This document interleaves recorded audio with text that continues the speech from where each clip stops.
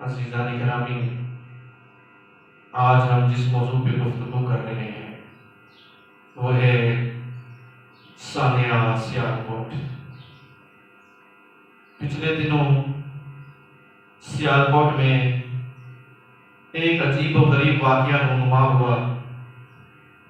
ایک مینیجر جو سری لنکا کا رہنے والا تھا اور 10 سالوں سے پاکستان میں کام کر رہا تھا، اس کی فیملی بھی ساتھ تھی، ایک چھوٹی سی بچی بھی ساتھ تھی، اور اس کا سیالکوٹ میں قتل ہو گیا۔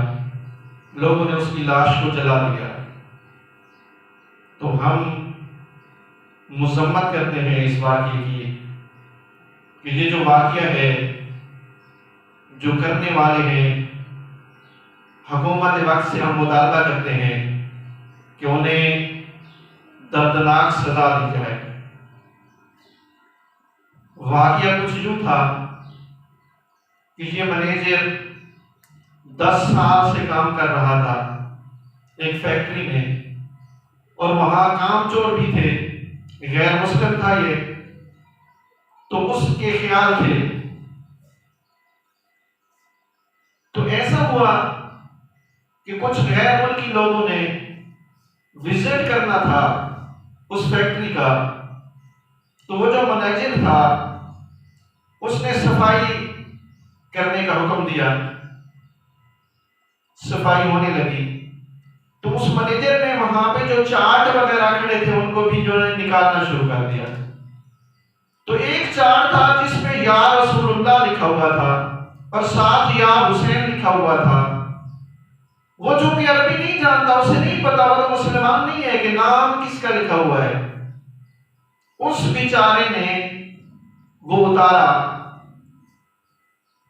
اور اتارنے کے بعد جو کام چور لوگ اس کے نیچے کام کرتے تھے اور کہتے تھے کہ ہماری تنخواہ بڑھائی جائے، انہوں نے شور مچا دیا کہ توہین محمد مصطفیٰ کر دی اس مینیجر نے۔ بس سارے عملے کو اپنے ساتھ ملا لیا اور اس بیچارے کو قتل کر دیا۔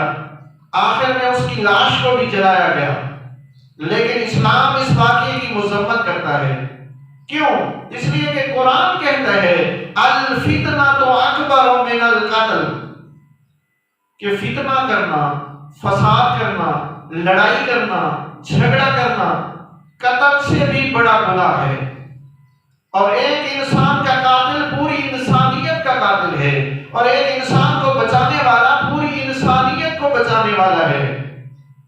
اور رسول اکرم صلی اللہ علیہ وآلہ وسلم بھی ارشاد فرماتے ہیں کہ من سالم المسلمون بیدہ ولسانہ، کہ مسلمان وہ ہے جس کے ہاتھ اور زبان سے دوسرے لوگ محفوظ رہیں۔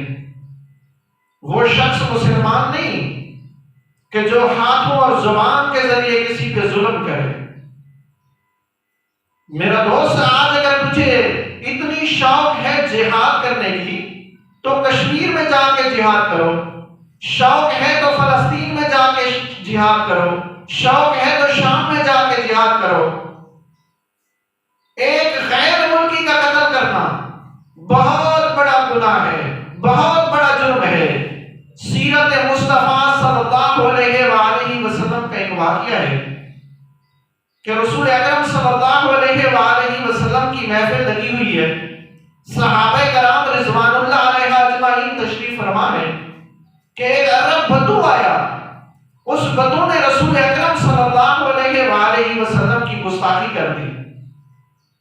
صحابہ کرام اس کو پکڑنے لگے اور قتل کرنا چاہتے تھے، تو میرے نبی نے ان کو روکا اور کہا یا علی، اس کو لے جاؤ اور اس کی زبان کو کاٹ دو۔ اب لوگ جمع ہیں تماشا دیکھنے کے لیے کہ آیا جناب علی علیہ السلام اس کی زبان کو کس طرح کاٹتے ہیں۔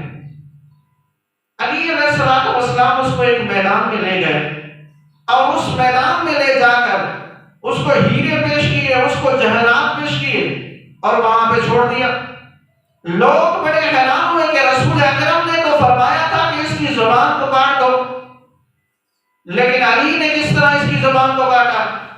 اب دوسرا دن ہوا، صحابہ کی محفل لگی ہوئی تھی، وہی شخص آیا، رسول کو سلام کیا اور کہا